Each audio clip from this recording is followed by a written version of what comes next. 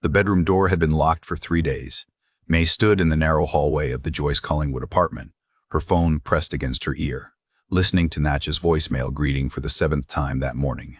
The cheerful recorded voice felt like a ghost now, echoing from somewhere unreachable.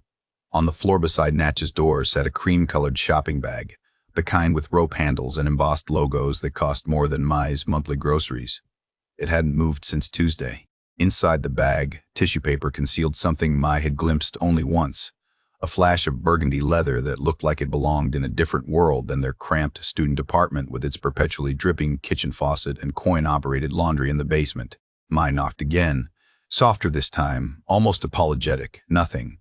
Just the hum of the refrigerator down the hall and the muffled bass from their neighbor's music seeping through the walls. She thought about calling the police, but stopped herself. What would she even say? Her roommate was probably fine, probably just staying with someone, probably had a reasonable explanation for the silence. Except Natcha always texted. Always. Even when she was busy, even when she was tired. She sent those little thumbs-up emojis or heart stickers, maintaining the thread of contact that made sharing 400 square feet with 2 other people bearable. The silence wasn't like her. The expensive bag wasn't like her either. 6 months earlier, Natcha Siraporn had arrived in Vancouver with 2 oversized suitcases and a backpack so stuffed with belongings that the zippers strained against the fabric. Maya remembered watching her struggle through the apartment door that first day, August rain dripping from her hair, her smile bright despite obvious exhaustion. She was 23, same as Mai, both of them international students chasing the promise that a Canadian education would change their lives. Natcha had flown from Bangkok with her mother's prayers still ringing in her ears, and her father's life savings converted into Canadian dollars at an exchange rate that made her wince every time she checked her banking app. 1 Canadian dollar equaled roughly 26 Thai baht then, sometimes 27 depending on the day, which meant every coffee she bought, every transit fare she paid, carried the weight of sacrifice made 8,000 kilometers away. The college Natcha attended was a private business institution downtown, the kind that specialized in international enrollment, with glossy brochures promising career opportunities and practical skills in hospitality and business administration. Tuition ran around 18,000 Canadian dollars per year, a figure that sounded almost reasonable until you factored in living expenses in one of the world's most expensive cities. Their apartment cost $2,200 monthly, split 3 ways, which left Natcha with roughly $730 just for rent before food, transportation, textbooks, or the remittances she sent home to help with her younger brother's school fees and her mother's diabetes. Education. So Natcha worked. She found a job at a bubble tea shop on Robson Street, one of those bright, busy places where K-pop played constantly, and the menu featured 40 different combinations of milk tea, fruit tea, and toppings that customers customized with meticulous detail. The pay was minimum wage, $16.75 per hour in British Columbia, and Natcha worked 20 hours each week balanced precariously around her class schedule. She'd come home smelling like tapioca and jasmine tea, her feet aching, her fingers sticky from syrup, and she'd collapse on the futon in the living room because their apartment only had 2 bedrooms, and she'd volunteered to take the common space to save $50 monthly on rent. Mai watched her roommate navigate those first few months with a kind of determined cheerfulness that felt almost defiant. Natcha made friends easily, her English accented but confident, her laugh infectious in the way it made other people want to join in. She joined a Thai student association that met on weekends at a community center in Richmond, where recent immigrants and international students gathered to cook familiar food and speak their language without the constant mental translation. She video called her family every Sunday morning, Vancouver time, which was Sunday night in Bangkok, and Mai could hear her voice shift registers when she spoke Thai, becoming softer, more daughterly, reassuring her mother that yes, she was eating enough, yes, she was studying hard, yes, everything was wonderful. But Mai also saw the calculations. She saw Natcha checking currency exchange rates obsessively, saw her skip meals to save money, saw the way she'd linger in front of store windows on their walks through downtown, looking at clothes she'd never buy, at restaurants she'd never enter. There was a specific kind of poverty that came with being an international student in Vancouver, a poverty that existed alongside wealth, that meant riding the bus past glass-walled condos worth millions, serving expensive drinks to customers who tipped in amounts that took Natcha an hour to earn, living in a city that sparkled with prosperity while you rationed instant noodles. 3 months in, something shifted. It was subtle at first, the kind of change that only became visible in retrospect. Natcha mentioned casually one evening that a classmate had told her about networking opportunities, mentorship programs, ways that international students could connect with established professionals for guidance and support. She said it offhandedly while chopping vegetables for dinner, her tone carefully neutral, and Mai had thought nothing of it at the time. Everyone was always looking for connections, for opportunities, for the magic encounter that might transform their precarious student existence into something more stable. A week later, Natcha came home with a new phone case, genuine leather, the kind that probably cost $60 or $70. When Mai commented on it, Natcha said it was a gift from a friend, and there was something in the way she said friend that made Mai not ask follow-up questions.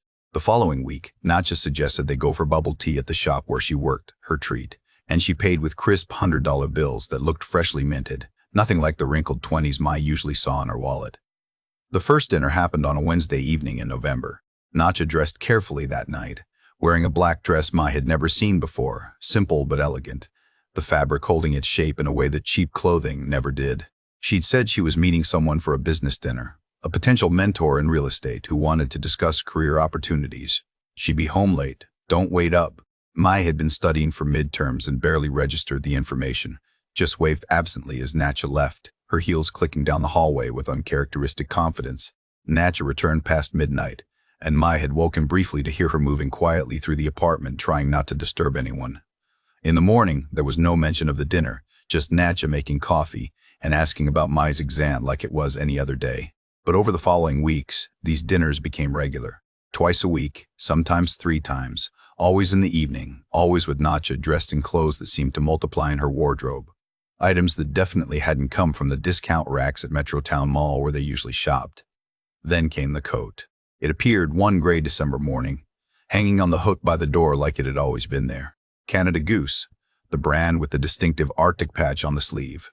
The coats that cost over 1,400 Canadian dollars and that international students wore like armor against both winter and invisibility. Mai knew the price because she'd looked them up once, wondered what it felt like to spend a month's rent on outerwear, concluded it was something she'd never understand. When she asked Natcha about it, her roommate had smiled and said her mentor had insisted she needed proper winter gear. That Vancouver's rain could be deceiving, but the cold was real, that it was a practical gift, nothing more. The money started appearing in January. Natcha stopped working at the bubble tea shop, said she'd found a better opportunity, a part-time translation job that paid significantly more for fewer hours. It made sense on the surface. Natcha was fluent in Thai and English. Why shouldn't she leverage that skill?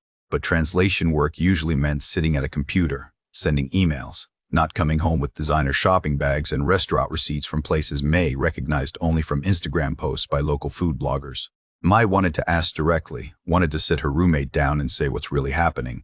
But there was a wall now, invisible but present, a carefully maintained boundary that Natcha had constructed around certain parts of her life. When their third roommate, a quiet Korean student named Ji-yoon, casually mentioned that she'd seen Natcha getting out of an expensive car downtown with an older white man, Natcha had laughed it off easily, said it was her mentor, said he sometimes gave her rides, said, wasn't it nice that there were professionals willing to help international students navigate Canadian business culture? The explanations were always reasonable, always delivered with Natcha's characteristic warmth, always just plausible enough that questioning them would seem invasive or judgmental. And maybe Mai didn't want to know. Maybe it was easier to accept the surface story, to believe that Natcha had simply gotten lucky, had found some legitimate opportunity that the rest of them had missed. Maybe the alternative, the truth that was probably sitting just beneath those reasonable explanations, was something Mai didn't want to confront, because confronting it would require decisions, actions, moral positions that felt too complicated for a 23-year-old student just trying to survive, be her own precarious existence. February brought the announcement that changed everything. Natcha told them she was moving out, that her mentor had offered her a place to stay rent-free, a proper apartment in Yaletown that would be more convenient for her work and her studies. She presented it as an incredible opportunity, a chance to save money and live somewhere nicer, and technically, all of that was true. Mai and Ji-yoon helped her pack, carried boxes down to the waiting BMW where the mentor sat in the driver's seat, a silver-haired man in his 50s wearing sunglasses despite the overcast sky. He didn't get out to help, didn't introduce himself, just nodded politely when Natcha brought her friends over to say hello. His name was James, Natcha said. James Morrison. He was an investor, owned properties all over Metro Vancouver, had lived in the city for 30 years. He was kind, she insisted, generous, believed in helping young people get established. Everything he did was above board, professional, appropriate. Mai noticed how many times Natcha used those words, professional and appropriate, like she was trying to convince herself as much as convince them. The Yaletown apartment was in one of those glass towers that had sprouted along False Creek in the past decade. All clean lines and waterfront views and lobbies that looked like hotel check-ins. Natcha sent photos in their group chat. The floor-to-ceiling windows overlooking the marina. The kitchen with granite counters and stainless steel appliances. The bathroom with a soaking tub. It looked like something from a magazine. Nothing like the cramped quarters they'd shared in Joyce Collingwood. May texted back a string of excited emojis, said she was so happy for Natcha, said she deserved this luxury. But privately, she wondered what the cost was, what the unspoken terms of this arrangement were, what Natcha was giving in exchange for this sudden elevation in circumstance. The weeks after the move brought a new pattern. Natcha still attended classes, still met up occasionally with the Thai student group, still responded to messages, but there was a distance now, a sense that she was moving in a different orbit. When Mai suggested they meet for dinner at their favorite cheap sushi place on Davie Street, Natcha would apologize and say she already had plans, that James wanted to take her somewhere nice, that maybe next week. Next week would come and bring the same excuse, the same polite deflection, the same sense that Natcha was slipping away into a life that didn't include her former roommates or her former routines. Ploy noticed it first. Ploy was another Thai student, a friend of Natcha's from the community association, and she'd started asking Mai if everything was okay, if Natcha seemed different, if something had happened. They met for coffee one Saturday at a Thai cafe in Richmond, and Ploy shared her concerns in careful, worried sentences. Natcha had stopped coming to the weekend gatherings, stopped responding to group messages, stopped participating in the informal support network that helped Thai students navigate homesickness and cultural adjustment. When Ploy had finally managed to meet up with her for lunch, Natcha had seemed nervous, distracted, checking her phone constantly, cutting the meal short because she had to be somewhere. The expensive clothes, the new iPhone, the vague explanations about work, it all added up to something Ploy couldn't quite name but definitely didn't like. Mai didn't know what to say. She shared the same concerns, but articulating them felt like betrayal, like she was being judgmental about choices that maybe weren't hers to judge. International students did all kinds of things to survive financially. They worked under the table. They overstayed their visa hours. They found creative arrangements that existed in legal gray areas. Who was Mai to criticize Natcha for finding a solution that worked, even if that solution looked uncomfortable from the outside? Except it didn't look like it was working anymore. The messages from Natcha had become increasingly sporadic, her responses shorter, less warm. She'd stopped coming to classes regularly, something the mutual classmates mentioned in passing. Her Instagram, once full of photos from around Vancouver, exploring Stanley Park and Granville Island and the mountains, had gone quiet. The last post was from 3 weeks ago, a generic sunset photo with no location tag and a caption in Thai that roughly translated to, "Sometimes silence is safer than words." That was when Mai started to really worry. That was when she'd tried calling more frequently, sending longer messages asking if Natcha was okay, if she needed anything, if she wanted to talk.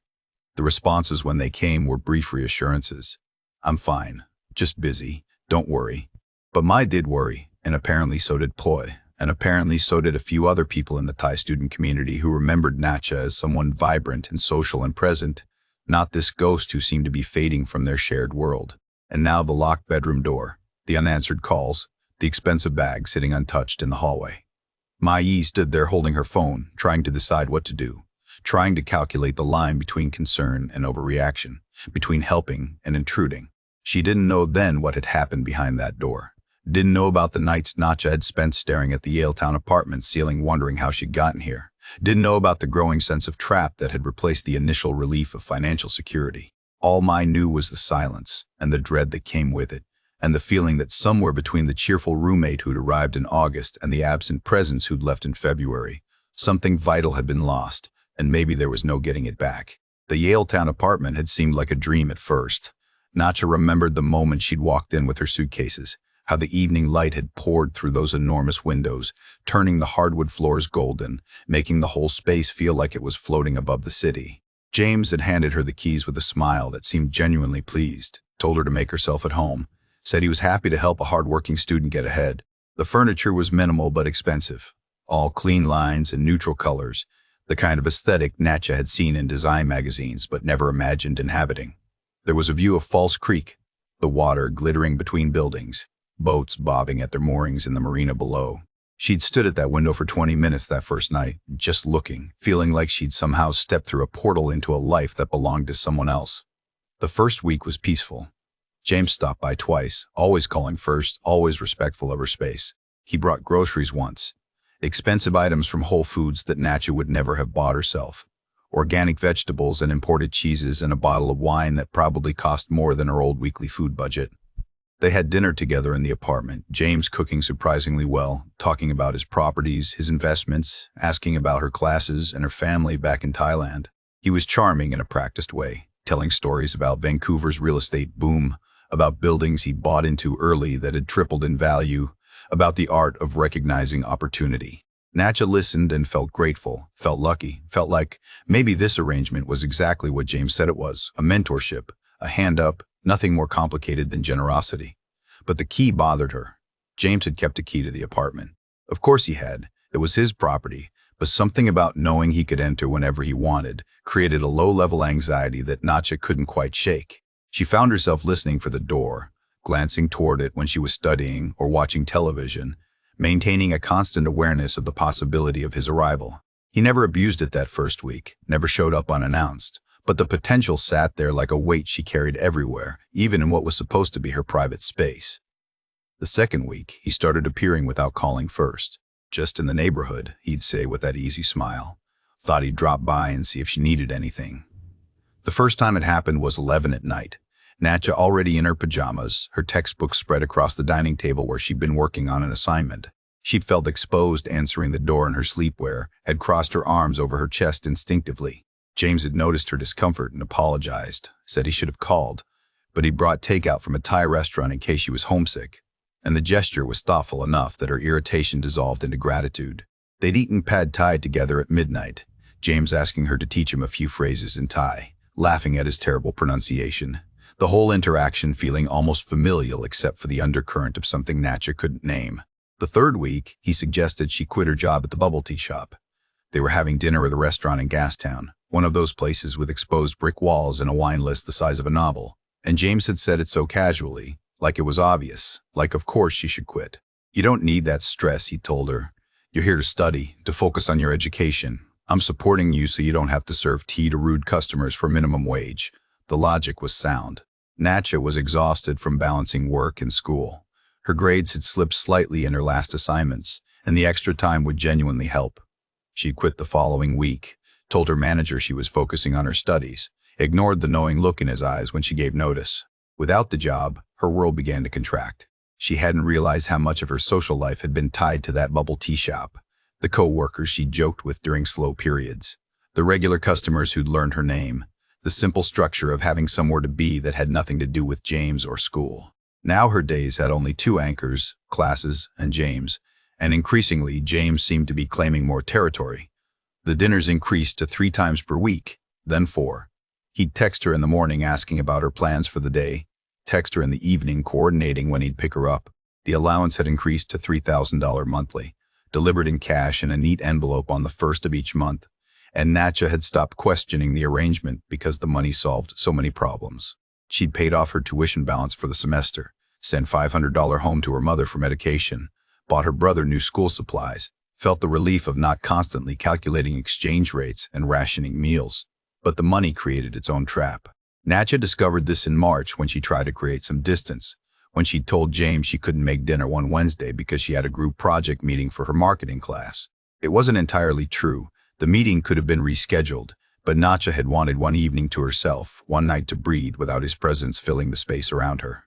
James had gone quiet on the phone, his voice cooling several degrees, and he'd said that was fine. Of course she should focus on school. He understood completely. The next week, the envelope didn't appear. Natcha had waited, checked her mailbox, texted James asking if he'd forgotten. He replied saying he thought maybe she didn't need his support anymore since she seemed so busy with other commitments. Panic had set in immediately. Natcha had rent due on her old apartment, money she promised her mother, a textbook she needed to purchase, and suddenly the $3,000 she'd been counting on had evaporated. She'd apologized to James, said she 500th mismanaged her schedule. Of course, she valued their time together. Could they please have dinner soon? He'd accepted her apology graciously, taken her to an expensive seafood restaurant on the waterfront, and the envelope had appeared 2 days later. The message was clear without ever being spoken directly. The money came with conditions, with expectations, with the requirement of her availability and gratitude. April brought a new level of surveillance. James installed a security system in the apartment. Cameras in the hallway and living room, a smart lock on the door that tracked when it opened and closed. For your safety, he explained, Vancouver has a lot of break-ins, and I want to make sure you're protected. The cameras made Natcha acutely self-conscious in her own space, aware that James could potentially watch her at any time, that her movements were being recorded. She started spending more time in her bedroom, the one space without a camera, and even there she felt observed, felt like the walls themselves were reporting back to him. He started checking her phone. It began casually, asking to see a photo she'd mentioned taking, then scrolling through her camera roll while she sat beside him at dinner. Then he'd ask to see a funny text exchange she'd referenced, and he'd end up reading through her conversations with friends. Natcha told herself it was harmless, she had nothing to hide, but the violation felt profound anyway. The sense that her private communications were being audited, that her friendships were being evaluated by someone who had appointed himself guardian of her life. The isolation became more deliberate. When Natcha mentioned going to a Thai student gathering in Richmond, James had frowned and said those events were distractions, that she was there to build a professional network, not socialize with other struggling students. When Mai texted asking to meet up, James happened to schedule a dinner that same evening. When Ploy called, James was in the apartment and Natcha found herself keeping the conversation short, aware of his presence, aware that he'd ask questions afterward about who she'd been talking to and what they'd discussed. Her former roommates noticed her withdrawal, but Natcha had become skilled at deflection, at making excuses that sounded plausible, at maintaining the facade that everything was wonderful. And in some ways, it was wonderful. The apartment was beautiful. The financial stress had lifted. She ate at restaurants she'd never have been able to afford otherwise. But wonderful had become complicated, had become tangled with control and obligation, and a creeping sense that she'd traded one kind of poverty for another, that the price of financial security was a different kind of destitution, a hollowing out of autonomy so gradual she'd barely noticed it happen. In May was when things accelerated. James's visits became daily, sometimes twice daily.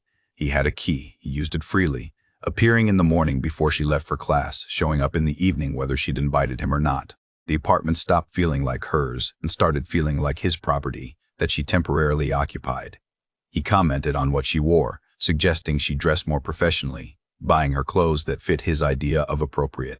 He criticized her appearance if her makeup wasn't done, if her hair wasn't styled, if she answered the door in casual clothing. The criticism was always gentle, framed as helpful advice, but it accumulated like sediment, building a foundation of inadequacy that made Natcha constantly second-guess her choices. The phone monitoring became comprehensive. James installed an app that tracked her location, showed him where she was at any time. He framed it as practical, said it helped him coordinate their meetings, helped him make sure she was safe. But Natcha knew the real purpose was surveillance, was maintaining awareness of her movements, was ensuring she stayed within the boundaries of acceptable behavior. She tested it once, turning off her location services for an afternoon, and James had called within an hour, his voice tight with concern that was really anger, asking why he couldn't see where she was. Was she trying to hide something from him? Her classes became difficult to attend.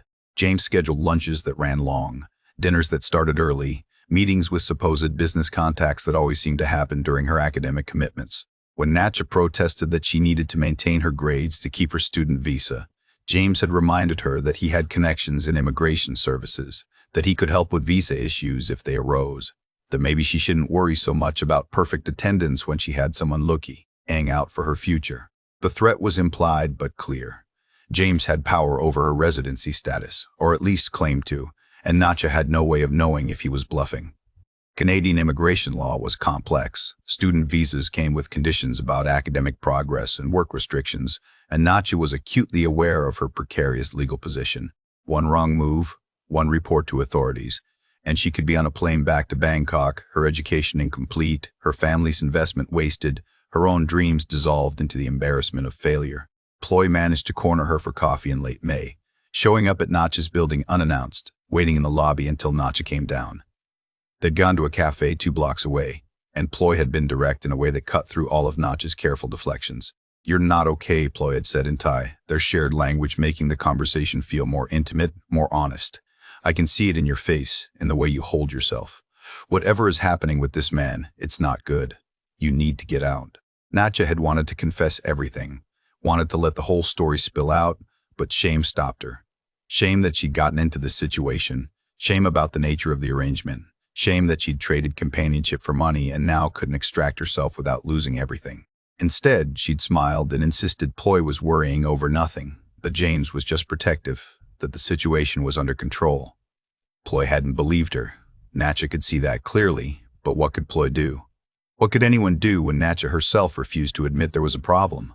June brought the final escalation. James's possessiveness had been building for months, but had crystallized into something darker, more explicit. He went through her Instagram, demanded she delete photos with male classmates, accused her of flirting with a barista who'd smiled at her when they'd stopped for coffee. The accusations were baseless, but the anger behind them was real, and for the first time Natcha felt genuinely afraid, not just controlled but threatened. The breaking point came on a Wednesday evening in late June. James had made reservations at Hawksworth, one of Vancouver's most prestigious restaurants, the kind of place where dinner for two could easily cost $400. Natcha had dressed carefully in a black cocktail dress James had bought her, applied makeup with precision, done everything expected of her. But James's mood had been dark from the moment he'd picked her up, something simmering beneath his usual smooth demeanor. At dinner, he'd drunk more wine than usual, his voice getting louder, his comments more cutting. He brought up her Instagram story from 2 days earlier, a photo from a study group at the college library where several classmates were visible, including 2 young men. "Who are they?" James had demanded.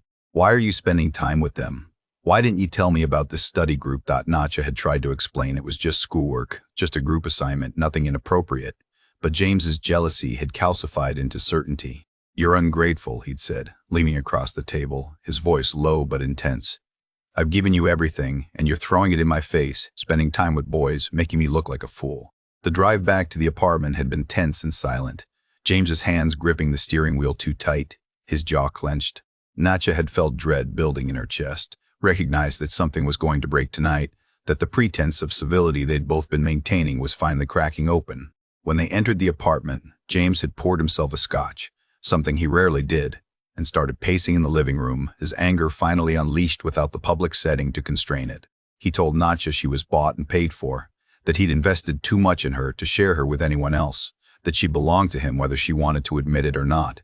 The words were brutal in their honesty, stripping away all the polite fiction of mentorship and professional networking, revealing the transactional nature of their relationship in its rawest form. Natcha had stood frozen near the door, calculating whether she could leave, whether running would make things worse, whether there was any escape from this moment.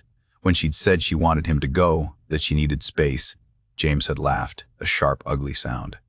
"This is my apartment," he'd said. "You're here because I allow it. You're in Canada because I'm supporting you. Try to leave and I'll make sure your student visa gets revoked. I know people in immigration. I'll tell them about our arrangement, how you've been violating the terms of your visa, how you've been essentially prostituting yourself for money." The word had hung in the air like poison. Natcha had felt something inside her crack open. All the rationalization she'd built to make the situation acceptable suddenly revealed as the delusions they'd always been. She'd moved toward the door, not thinking clearly, just needing to get out, to be anywhere but this apartment with this man who'd transformed from benefactor to captor. James had moved faster, blocking her path, his hand gripping her arm hard enough to hurt. "Let go of me," Natcha had said, her voice shaking. James had tightened his grip, pulled her closer, told her she wasn't going anywhere until they'd sorted this out, until she understood the situation clearly. Natcha had tried to pull away, stumbled backward into the kitchen counter, felt the edge dig into her spine. James had followed, still talking, his words a stream of accusations and threats and possessive declarations, his face too close to hers, his breath sour with scotch. Natcha's hand had found the knife block on the counter behind her, closed around a handle, pulled the blade free more from instinct than intention. She'd held it between them, not threatening, just creating space, just trying to make him step back. James had seen the knife, and his expression had changed, surprise mixing with fury, and he'd said she was crazy, dramatic, ungrateful. He'd reached for the knife, tried to take it from her hand, and Natcha had pulled back, raising the blade defensively. What happened next occurred in a confusion of motion and panic. James had lunged forward, whether to grab her or disarm her or something else. Natcha would never be completely sure. She'd held the knife out, meant only to keep him away, but his momentum carried him onto the blade, his body weight driving it forward into his abdomen. The resistance was minimal, shocking, the knife sliding in easier than Natcha would have imagined possible. James had made a sound, halfway between a gasp and a grunt, and staggered backward, his hands going to his stomach where the white fabric of his dress shirt was blooming red. The knife had clattered to the floor. Natcha had stood there, her hands shaking, watching blood spread across James's shirt in a widening stain. He'd collapsed against the refrigerator, sliding down to sit on the kitchen floor, his face pale with shock. For several seconds, neither of them moved, the apartment silent except for James's ragged breathing and the distant sound of traffic from the street below. Then Natcha's paralysis broke, and she grabbed her phone, dialed 911 with trembling fingers, tried to explain to the operator what had happened, her English fracturing under stress, words tumbling out in disconnected fragments. The operator stayed calm, asked questions. Natcha struggled to answer, kept her on the line while dispatching emergency services. Is he breathing? Yes. Is he conscious? Yes. Apply pressure to the wound. Natcha had grabbed a kitchen towel, pressed it against James's stomach while he stared at her with eyes that held shock and accusation and something that might have been fear. The 7 minutes until the paramedics arrived stretched into an eternity. Natcha knelt on the kitchen floor holding pressure on a wound she'd inflicted, watching the man who'd controlled her life for months bleeding onto the expensive hardwood, aware that everything had irrevocably changed, that whatever happened next would reshape her entire existence. James had tried to speak once, blood on his lips, but Natcha had told him to stay quiet, to save his strength, though whether she said it from compassion or from not wanting to hear his voice, she wasn't sure. The sirens grew louder, echoing off the glass buildings of Yaletown, and through the window, Natcha could see red and blue lights painting the street below, emergency vehicles pulling up to the building entrance. She stayed on the phone with the operator, following instructions, keeping pressure on the wound, existing in a strange suspended state where time felt both frozen and racing forward. The paramedics would arrive soon, and then police, and then her life as she'd known it would end, and something new and terrifying would begin, and all she could do was kneel there on the floor, her hands covered in blood, and wait for the consequences to arrive. The emergency room at Vancouver General Hospital operated in a state of controlled chaos that Wednesday night, fluorescent lights casting harsh shadows across linoleum floors still wet from recent mopping.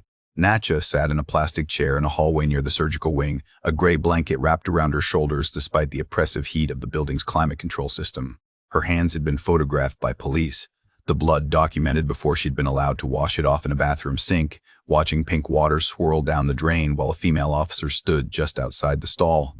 She'd scrubbed until her skin felt raw, but she could still feel the tackiness of James's blood under her fingernails, could still see the dark stains spreading across white fabric every time she closed her eyes. James Morrison had been rushed into surgery 40 minutes ago. The paramedics had stabilized him in the apartment, the professional efficiency a stark contrast to Natcha's panic, and the ambulance ride had been a blur of medical terminology she didn't understand, and equipment beeping in rhythms that measured the persistence of James's life. A nurse had told Natcha that the blade had missed major organs, that if James survived the next few hours, he'd likely make a full recovery. The conditional nature of that statement, the if, sat heavy in Natcha's chest as she waited for whatever came next. Detective Sarah Chen arrived at 11:30, accompanied by a younger officer whose name Natcha immediately forgot. Chen was in her 40s, her black hair pulled into a practical ponytail, her expression professionally neutral in a way that made her impossible to read. She'd introduced herself, explained that Natcha wasn't under arrest, but that they needed to ask some questions about what had happened, that Natcha had the right to legal representation, that anything she said could be used in court. The words felt surreal. Terminology Natcha recognized from television shows but never imagined would apply to her own life. They found a small consultation room, windowless and institutional, and Chen had offered to arrange a translator. Natcha had accepted, her English fluent enough for daily life, but suddenly inadequate for the precision required to explain how she'd ended up with a knife in her hand and a man bleeding on her kitchen floor. The translator arrived 20 minutes later, a middle-aged Thai woman named Sujin who worked with victim services and whose gentle demeanor made Natcha want to cry for the first time since the sirens had started. The interview lasted 3 hours. Chen asked questions in careful chronological order, building a timeline from when Natcha had first met James to the moment the knife had entered his abdomen. Natcha told everything, The shame she'd expected to feel somehow absent in the face of legal necessity. She described the seeking arrangement profile, the initial coffee meeting, the gradual escalation of control and surveillance. She explained the financial dependence, the $3,000 monthly allowance that had made her complicit in her own imprisonment. She detailed the threats about immigration, the tracking app, the isolation from her friends, the possessiveness that had culminated in tonight's violence. Chen took notes without visible judgment, occasionally asking clarifying questions. Had James ever physically harmed her before tonight? No, but he'd grabbed her arm hard enough to bruise, had blocked her path, had used his body to intimidate. Had she tried to leave the arrangement? Yes, once in March, and he'd withheld the money until she'd apologized and resumed their dinners. Had anyone else known about the relationship? Some people suspected, but she'd never confirmed the details, too ashamed to admit she'd essentially sold companionship for financial security. The translator conveyed all of this in Thai and English, her voice steady even when Natcha's cracked. When they reached the moment of the actual stabbing, Chen had asked Natcha to demonstrate the positioning, to show exactly how she'd been standing, where James had been, the trajectory of the knife. Natcha had stood against the wall mimicking the kitchen counter, held an imaginary blade, shown how James had moved toward her, and how the contact had happened more from his momentum than her force. Chen had photographed the demonstration, made detailed notes, asked if Natcha had intended to stab James or just to keep him away. Keep him away, Natcha had insisted. She'd never meant for the blade to actually enter his body. Had been as shocked as he was when it happened. At 2 in the morning, Chen had finally closed her notebook and told Natcha she could go, that they'd be in touch, that she should stay in Vancouver and remain available for further questioning. A victim services counselor had driven Natcha to a women's shelter in East Vancouver, a converted house with security doors and shared bedrooms and the kind of institutional warmth that came from well-meaning people dealing with an endless stream of trauma. Natcha had been given a bed in a room with 2 other women, both asleep or pretending to be, and she'd lain there staring at the ceiling until dawn, her mind replaying the evening in obsessive loops, searching for the moment where a different choice might have led to a different outcome. The investigation unfolded over the following weeks with bureaucratic slowness that made Natcha feel suspended in amber, unable to move forward or back. Detective Chen called regularly with updates and questions. James had survived surgery and was recovering, his condition upgraded from critical to stable. He was talking to police, had given his own statement about what happened. His version contradicted Natcha's in crucial ways. According to James, they 500th had a disagreement about the relationship ending, and Natcha had become violent, had grabbed the knife and attacked him unprovoked. He was the victim, he claimed, of a volatile young woman who'd turned on him when he tried to establish appropriate boundaries. Chen didn't say whether she believed James's account, but her continued investigation suggested skepticism. Police had seized both phones, were examining text messages and call records, building a digital timeline of the relationship. They'd interviewed Natcha's former roommates, Mai and Jion, who'd confirmed her personality as gentle and non-confrontational, who described the expensive gifts that had appeared after she'd met James, who the 500th witnessed her gradual withdrawal from social life. They'd spoken with Ploy, who'd provided a statement about Natcha's visible distress in the weeks before the incident, her nervousness and evasiveness that suggested someone under duress. More damaging to James's narrative, police had discovered he wasn't the first. Chen called Natcha in late July to inform her they'd found evidence of at least 3 other young international students who'd had similar arrangements with James Morrison over the past 4 years. One was a 22-year-old from the Philippines who'd returned to Manila abruptly in 2023. Another was a Chinese student who'd transferred to a university in Toronto and refused to speak to investigators, her silence suggesting trauma she wasn't ready to confront. The third was a Vietnamese woman who'd agreed to provide a statement, describing a pattern of financial control, isolation, and threats identical to what Natcha had experienced. The pattern was clear enough that Crown prosecutors became involved, evaluating whether to charge James with criminal harassment, uttering threats, or other offenses related to coercive control. But the women's reluctance to testify complicated everything. International students feared visa complications, feared publicity, feared the shame of admitting they'd participated in sugar dating arrangements. The Vietnamese woman was willing to give a statement, but unwilling to appear in court. The others remained silent, protective of their privacy even at the cost of justice. For Natcha, the Crown's evaluation took a different direction. In early August, she met with a prosecutor named Michael Wong in a downtown office with a view of the harbor. Wong was young for a Crown attorney, probably early 30s, his manner direct but not unkind. He'd laid out the situation with clinical clarity. The physical evidence supported Natch's self-defense claim, the defensive wounds on her arms, the 911 call where her terror was audible, the text messages showing James's escalating control. James's pattern with other students established predatory behavior, but proving self-defense required showing reasonable fear of imminent harm, and James's lawyer was arguing that grabbing someone's arm didn't justify stabbing them with a kitchen knife. The case could go either way, Wong had explained. They could charge Natcha with assault with a weapon or aggravated assault and let a judge decide whether self-defense applied. Or they could decline to prosecute, given the circumstances of coercive control and reasonable fear.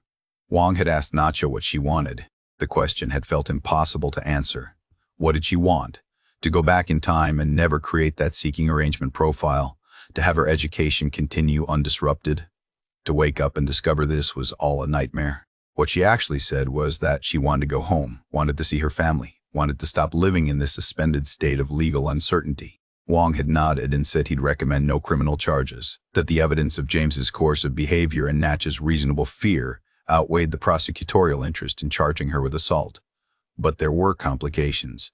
James's lawyer, a prominent defense attorney named Richard Frost, was threatening civil litigation, claiming James had suffered physical injury and emotional trauma, seeking damages that could reach hundreds of thousands of dollars. And Natch's student visa status was precarious, her attendance at college disrupted, her academic standing unclear, her legal right to remain in Canada questionable. The formal decision came in September. Crown prosecutors announced they would not pursue criminal charges against Natcha Siriporn, citing evidence of coercive control and credible fear justifying defensive actions. The statement was carefully worded, neither fully exonerating Natcha nor condemning James, maintaining the prosecutorial neutrality that acknowledged complexity while declining to act. James Morrison faced no criminal charges either, the threshold for proving coercive control higher than the evidence could definitively establish. The other victims unwilling to participate in prosecution. But the civil litigation proceeded. Frost filed a lawsuit in BC Supreme Court, James Morrison versus Natcha Siriporn, claiming assault and battery, seeking $200,000 in damages for medical expenses, lost income, and pain and suffering. Natcha had no money for lawyers, no resources to mount a defense. Legal aid provided a junior attorney named Amanda Park who'd handled primarily family law cases and seemed overwhelmed by the complexity of the situation. The case dragged through fall with depositions and document requests and legal maneuvering that consumed Natch's days with anxiety. She remained at the women's shelter, unable to return to the Yaletown apartment which was James's property anyway, unable to afford other housing, existing in a liminal space between student and victim and defendant. Her college had suspended her enrollment pending resolution of the legal matters. Her student visa technically valid but practically useless without active enrollment. She couldn't work legally, couldn't study, couldn't do anything but wait for lawyers to negotiate her future. The settlement came in November, mediated by a retired judge in a boardroom on the 23rd floor of an office tower downtown. Natcha sat across a large table from James for the first time since that night in June, his presence making her physically nauseous. He looked older, diminished, the commanding presence she remembered reduced to something smaller and meaner. The negotiations lasted 6 hours, Frost demanding $100,000, Park arguing Natcha had no assets and no ability to pay, the mediator searching for resolution. Neither party wanted, but both needed. They settled for nothing. No money changed hands, no admission of fault from either side, no public record beyond the lawsuit's dismissal. James agreed to drop all claims in exchange for Natcha's agreement never to speak publicly about their relationship or the incident.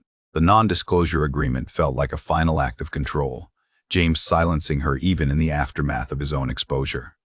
But Amanda Park had advised acceptance, explained that fighting could take years and cost money Natcha didn't have, that sometimes survival meant accepting imperfect outcomes. Natcha's student visa expired in December. Immigration officials had been surprisingly sympathetic, the caseworker explaining that while they couldn't extend her visa without active enrollment, they wouldn't flag her file negatively, wouldn't create barriers to future applications if she wanted to return to Canada someday. Someday felt impossible to imagine. Natcha just wanted to go home. Her parents flew to Vancouver in mid-December to accompany her back to Bangkok. Her mother had cried when she'd first seen Natcha at the airport, had held her daughter for long minutes in the arrivals area, while other passengers flowed around them.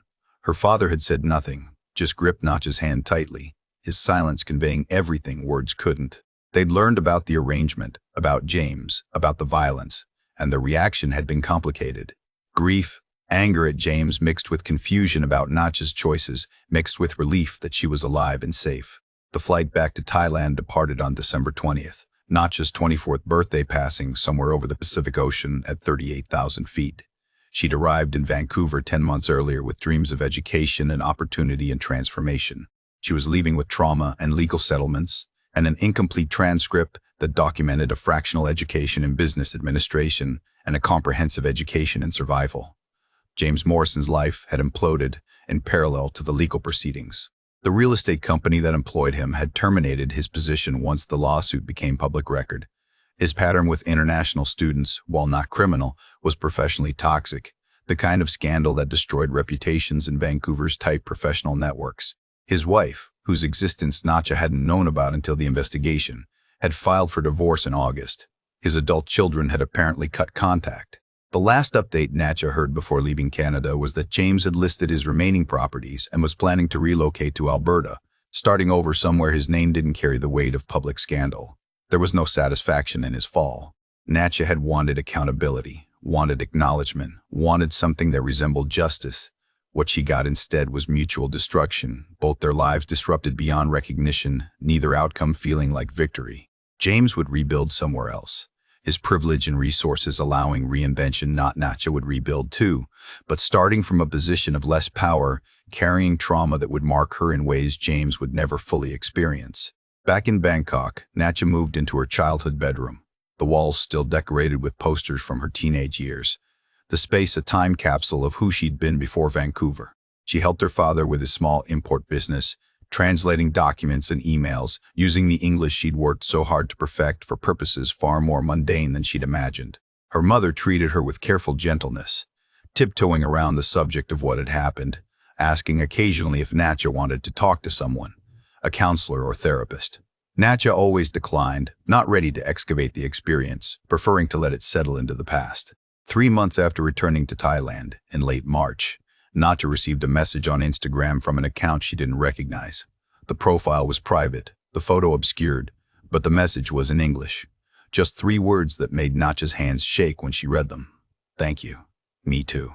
She stared at those words for long minutes, understanding immediately who'd sent them.